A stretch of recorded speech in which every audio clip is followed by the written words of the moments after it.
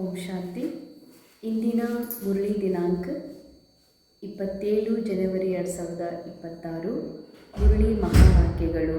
ಮೀಠೆ ಬಚ್ಚೆ, Kadam Kadam ಶ್ರೀಮತ್ per ಚಲೋ, नहीं तो माया दिवाला निकाल देगी. यह आंखें बहुत धोखा देती है, इनके बहुत बहुत संभाल करो. ಮಧುರ ಮಕ್ಕಳೇ, ಹೆಜ್ಜೆ ಹೆಜ್ಜೆಗೂ ಶ್ರೀಮತದಂತೆ ನಡೆಯಿರಿ. ಇಲ್ಲ ಎಂದರೆ ಮಾಯೆ ದಿವಾಳಿ ಎಬ್ಬಿಸಿಬಿಡುತ್ತದೆ. ಈ ಕಣ್ಣುಗಳು ಬಹಳ ಮೋಸಗೊಳಿಸ್ತವೆ. ಅದಕ್ಕಾಗಿ ಇವುಗಳ ಸಂಭಾಲನೆ ಬಹಳಷ್ಟು ಮಾಡ್ಕೋಬೇಕಾಗಿದೆ. ಬಾಬಾ ಹೇಳ್ತಾರೆ, ಹೆಜ್ಜೆ ಹೆಜ್ಜೆಗೂ ಶ್ರೀಮತದಂತೆ ನಡಿ. ಹೆಜ್ಜೆ ಹೆಜ್ಜೆ ಶ್ರೀಮತ ಅರ್ಥಾತ್ ಪ್ರತಿ ಕ್ಷಣವೂ ಅರ್ಥಾತ್ ಪ್ರತಿ ಸಂಕಲ್ಪವು ಭಾವಗರ್ಪಿತವಾಗಲಿ ಅಂತ. ಯಾಕಂದರೆ ಸಂಕಲ್ಪ ನಾನಲ್ಲ, ಸಂಕಲ್ಪ ನನ್ನದಲ್ಲ.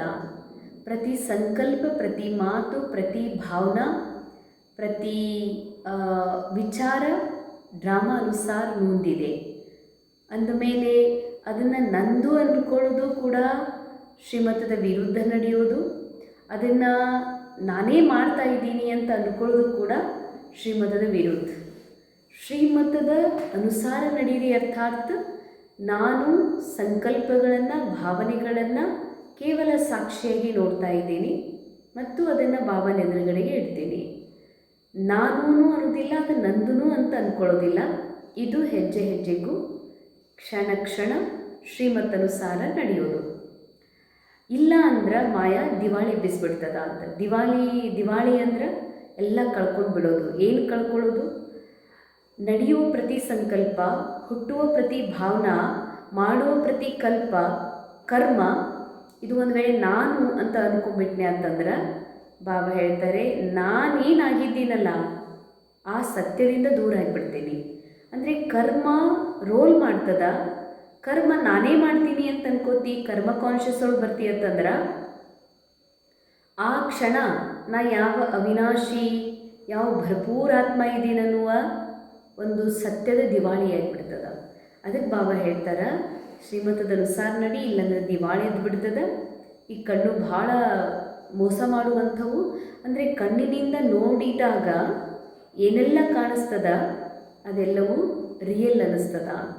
ಅದಕ್ಕೆ ಸ್ಥೂಲ ಕಣ್ಣುಗಳಿಂದ ಏನೆಲ್ಲ ನೋಡಲಾಗ್ತದ, ಎಷ್ಟು ಸಾಧ್ಯ ಅಷ್ಟು ಈ ಕಣ್ಣಿನಿಂದ ಏನು ನೋಡಲಾಗ್ತಾ ಇದೆಯೋ ಈ ಅಭ್ಯಾಸ ಮಾಡಬೇಕಾಗಿದೆ. ಇದು ಕೇವಲ ಡ್ರಾಮಾದಲ್ಲಿ, ಇದು ಕೇವಲ ಕಲ್ಪನೆ ಮಾತ್ರ, ಇದು ಸತ್ಯ ಅಲ್ಲ ಅನ್ನುವ ಅಭ್ಯಾಸದಿಂದ ಮಾತ್ರ ನಾವು ಮೋಸದಿಂದ ಉಳಿಲಿಕ್ಕೆ ಸಾಧ್ಯ ಇದೆ. ಅದಕ್ಕೆ ಬಹಳ ಸಂಭಾಲನೆ ಮಾಡಿಕೊಡ್ರಿ. ಪ್ರಶ್ನೆ, किन बच्चों से माया बहुत विकर्म कराती है, यज्ञ में विघ्न रूप बनते हैं. ಯಾವ ಮಕ್ಕಳಿಂದ ಮಾಯಾ ಭಾಳ ವಿಕರ್ಮ ಮಾಡಿಸ್ತದ ಮತ್ತು ಅವರು ಯಜ್ಞದಲ್ಲಿ ವಿಘ್ನ ರೂಪ ಆಗಿಬಿಡ್ತಾರೆ. ಬಾಬಾ ಹೇಳ್ತಾರೆ ಉತ್ತರ, जिन्हें अपना अहंकार रहता है उनसे माया बहुत विकर्म कराती है. ಯಾರಿಗೆ ಭಾಳ ಅಹಂಕಾರ ಇರ್ತದೆ ಅವರಿಗೆ ಮಾಯಾ ಭಾಳಷ್ಟು ವಿಕರ್ಮಗಳನ್ನು ಮಾಡಿಸ್ತದ. ಅಂದರೆ ಬಾಬಾ ಹೇಳ್ತಾರೆ, ಅಹಂಕಾರ ಎದುರದು ನಾನು ಸುಂದರ ಇದ್ದೀನಿ ಅಹಂಕಾರನೇ, ನಾನು ಸುಂದರಿ ಇದ್ದೀನಿ ಅನ್ನೋದು ಅಹಂಕಾರನೇ, ನನ್ನ ಹತ್ರ ಧನ ಕಮ್ಮದ ಅನ್ನೋದು ಅಹಂಕಾರನೇ. ಯಾಕಂದರೆ ಧನ ಕಮ್ಮಿ ಇರುವಂಥ ಪಾತ್ರ ನಾನಲ್ಲ. ನನ್ನ ಹತ್ರ ಸಾಕಷ್ಟು ದುಡ್ಡದ, ನಾ ಭಾಳ ಶ್ರೇಷ್ಠ ಇದ್ದೀನಿ, ಇದು ಕೂಡ ಅಹಂಕಾರನೇ.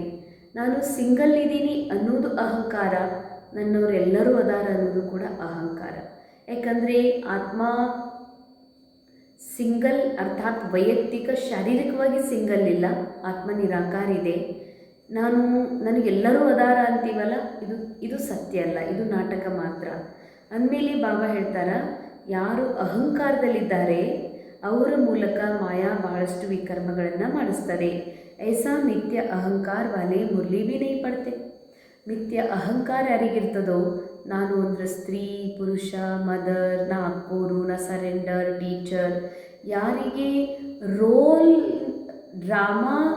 ರೋಲ್ನ ಮೂಲಕ ಕೊಟ್ಟಿರುವ ಸಂಪತ್ತನ್ನು, ಈ ಶರೀರವನ್ನು ನಾನು ಅಂತನೋ ನಂದು ಅಂತನೋ ಅನ್ಕೋತಾರೋ ಇದು ಅಹಂಕಾರ. ಈ ಅಹಂಕಾರದಲ್ಲಿರುವವರಿಗೆ ಮುರಳಿ ಪಸಂದ್ ಆಗೋದಿಲ್ಲ ಅಂತ.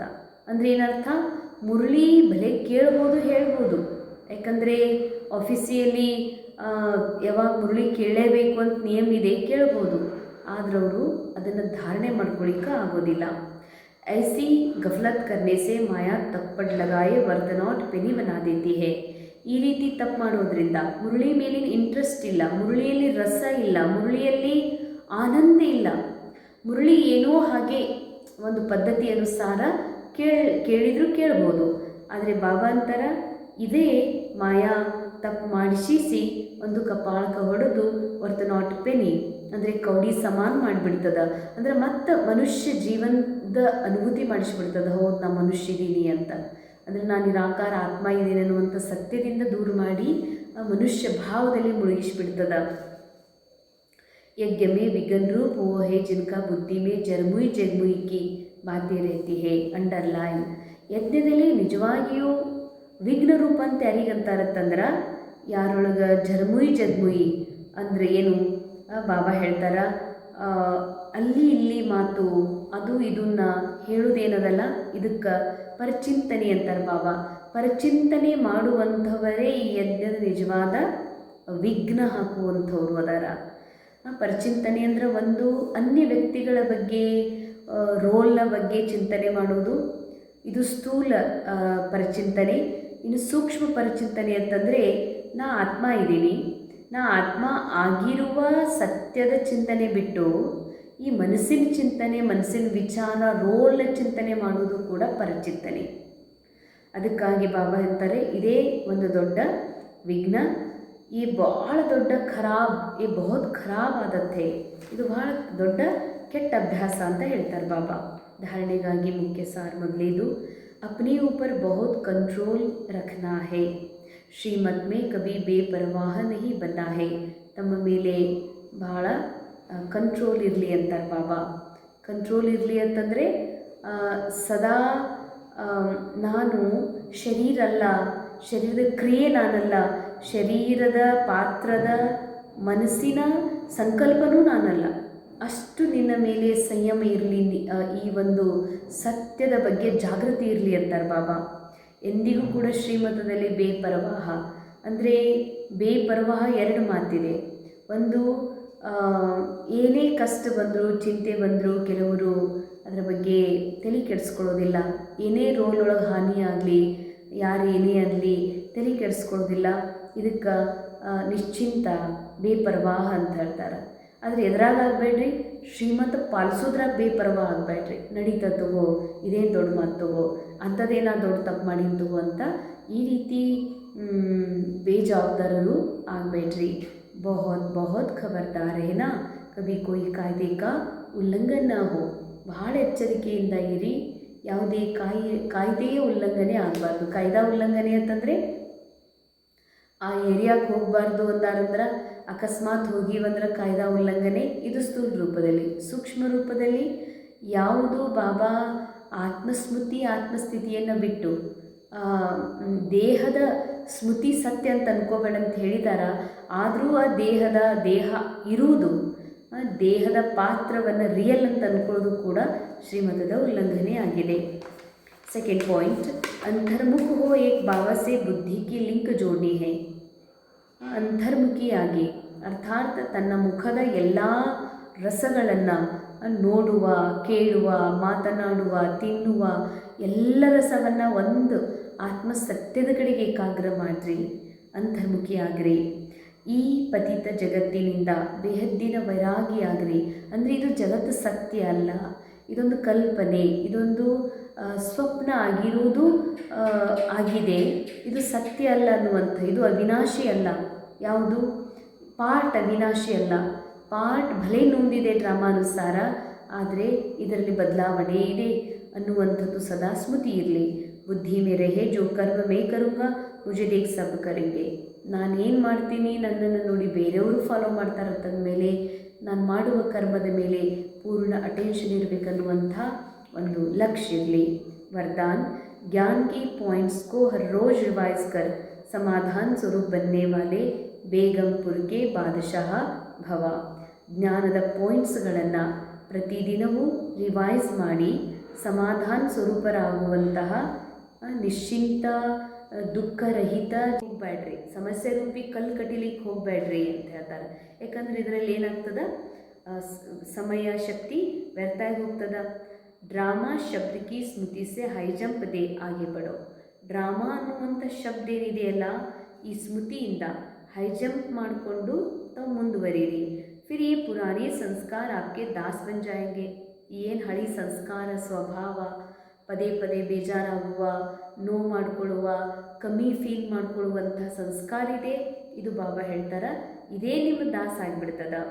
ಲೇಕಿನ್ ಪೆಹಲೆ ಬಾದಶಾ ಬನೋ ತಖ್ತ್ ನಶೀನ್ ಬನೋ. ಅಂಡರ್ಲೈನ್, ಭಾಳ ವಿಶೇಷ ಅಂಡರ್ಲೈನ್. ನೀವು ಮೊದಲು ರಾಜ ಆಗಬೇಕು, ನೀವು ಮೊದಲು ಬಾದಶಾಹಿ ಅನುಭವ ಮಾಡಬೇಕು. ನಾ ಆತ್ಮ ರಾಜ ಇದ್ದೀನಿ, ಈ ಸತ್ಯವನ್ನು ಮನಸ್ಸು ಪೂರ್ಣ ಸ್ವೀಕಾರ ಮಾಡಬೇಕು. ಬಾಬಾ ಹೇಳ್ತಾರೆ, ಆಗ ಪ್ರತಿಯೊಂದು ವಸ್ತು, ವ್ಯಕ್ತಿ, ಪರಿಸ್ಥಿತಿ ಇವೆಲ್ಲ ನಿಮ್ಮ ದಾಸ ಆಗ್ತಾವಂತ ಹೇಳ್ತಾರೆ ಬಾಬಾ. ಸ್ಲೋಗನ್, ಹರೇಕಕ್ಕೂ ಸಮ್ಮಾನ್ ದೇನಾ ಹಿ ಸಮ್ಮಾನ್ ಪ್ರಾಪ್ತ ಕರ್ನಾ ಹೇ. ಪ್ರತಿಯೊಬ್ಬರಿಗೂ ಸಮ್ಮಾನ ಕೊಡುವುದೇ ಸಮ್ಮಾನ ಪ್ರಾಪ್ತ ಮಾಡಿಕೊಳ್ಳೋದಾಗಿದೆ. ಅವ್ಯಕ್ತ ಶಾಲೆ, ಈ ಅವ್ಯಕ್ತ ಮಾಸದಲ್ಲಿ ಬಂಧನ್ಮುಕ್ತರಾಗಿ ಜೀವನ್ಮುಕ್ತ ಸ್ಥಿತಿಯ ಅನುಭವ ಮಾಡಿರಿ.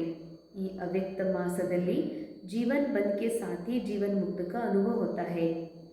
ಜೀವನ್ಮುಕ್ತಿ ಅನುಭವ ಸತ್ಯುಗದಲ್ಲಿದೆ, ಆದರೆ ಜೀವನ ಬಂಧನದಲ್ಲಿದೆ. ನಾ ಆತ್ಮ ಬಂಧನದಿಂದ ಮುಕ್ತಿದ್ದೀನಿ. ಈ ಸತ್ಯದಲ್ಲಿ ಜೀವಿಸುವುದೇ ಜೀವನ ಬಂಧನದಲ್ಲಿಯೂ ಜೀವನ್ಮುಕ್ತ ಸ್ಥಿತಿಯ ಅನುಭವ ಮಾಡುವುದಾಗಿದೆ. ವಹಾತು ಜೀವನ್ ಬಂದ್ ಕಿ ಬಾತ್ ಹಿ ನಹಿ. ಸತ್ಯುಗದಲ್ಲಿ ಜೀವನ್ ಬಂಧನನೇ ಇಲ್ಲ. ಹೀಗಾಗಿ ಜೀವನ್ಮುಕ್ತಿ ಸ್ಥಿತಿ ಅದೇನು ದೊಡ್ಡ ಮಾತು ಅಲ್ಲ. सिर्फ उसी प्रारब्ध में होंगे. मुक्ति धाम की मुक्ति का अनुभव जो अभी कर सकते हो वहाँ नहीं कर सकेंगे. ಮುಕ್ತಿಧಾಮದಲ್ಲೂ ಪರಮಧಾಮದಲ್ಲೂ ಯಾವಾಗ ನಾ ಆತ್ಮ ಅಲ್ಲಿರ್ತೀನಿ, ಆಗಲೂ ಕೂಡ ನಾ ಮುಕ್ತಿದ್ದೀನಿ ಅಂತಲೇ ಅನುಭೂತಿ ಆಗಲ್ಲ. ಯಾಕಂದರೆ ಎಲ್ಲವೂ ಮುಕ್ತಿರುವಾಗ, ಎಲ್ಲವೂ ಅಲ್ಲಿ ಸ್ವತಂತ್ರ ಇರುವಾಗ ನಾ ಮುಕ್ತಿದ್ದೀನಿ ಅನ್ನುವಂಥ ಫೀಲಿಂಗಿಂದಲೂ ಮನಸ್ಸು ಪರಿಯಾಗಿರ್ತದೆ. ಅಂದಮೇಲೆ ಬಾಬಾ ಹೇಳ್ತಾರೆ, ಎಲ್ಲಿ ಬಂಧನ ಇದೆ, ಎಲ್ಲಿ ಜೀವನ್ ಒಂದು ರೀತಿ ಬಂಧಿಸಿದಂಗೆ ಅನುಭವ ಆಗ್ತಾ ಇದೆ, ಇಲ್ಲಿ ಸತ್ಯದ ನಾಲೆಜ್ನ ಮೂಲಕ ಜೀವನ ಮುಕ್ತಾಗಿರುವ ಅನುಭವ ಮಾಡೋದು ಇದು ಕಮಾಲ್. ಇಸಿಲೇ ಸಂಗಮ ಯುಗ್ ಪರ್ ಮುಕ್ತಿ ಜೀವನ್ ಮುಕ್ತಿ ಕಾ ಅನುಭವ ಕರೋ. ಅದಕ್ಕೆ ಮುಕ್ತಿ ಮತ್ತು ಜೀವನ್ ಮುಕ್ತಿ ಎರಡರದ್ದು ಅನುಭವ ಈ ಸಂಗಮ ಯುಗದಲ್ಲಿ ಮಾಡ್ರಿ. वर्षे के अधिकारी तो बने हो, अब उसे जीवन में धारण कर पूरा लाभ उठाओ. ಬಾಬನ ಆಸ್ತಿಗೆ ಅಧಿಕಾರಿ ಅಂತೂ ಆಗಿದ್ದೀರಿ, ಆದ್ರೆ ಆ ಅಧಿಕಾರವನ್ನು ಜೀವನದಲ್ಲಿ ಧಾರಣೆ ಮಾಡಿಕೊಂಡು ಮುಂದುವರಿರಿ. ಓಂ ಶಾಂತಿ. ಅನುಭವ ಮಾಡೋಣ. ಇದು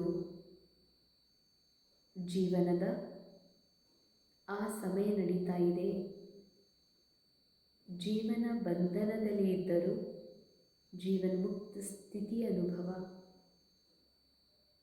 ಜೀವನದಲ್ಲಿ ಬಂಧನ ಇದೆ, ಜೀವನದಲ್ಲಿ ಕಮ್ಮಿ ಇದೆ, ಕೊರತೆ ಇದೆ, ಜೀವನದಲ್ಲಿ ರೋಗ ಇದೆ.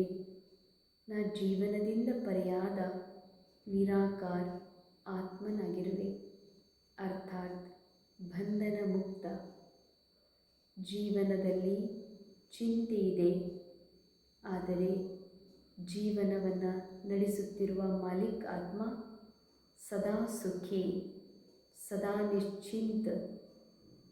ಅರ್ಥಾತ್ ಜೀವನ ಬಂಧನದಲ್ಲಿ ಇದ್ದರೂ ಸಹ ಜೀವನದಿಂದ ಬಂಧನದಿಂದ ಮುಕ್ತ ಆಗಿರುವ ಆತ್ಮನ ಸತ್ಯದ ಅನುಭವ, ಇದೇ ಜೀವನ್ಮುಕ್ತ ಸ್ಥಿತಿಯಾಗಿದೆ.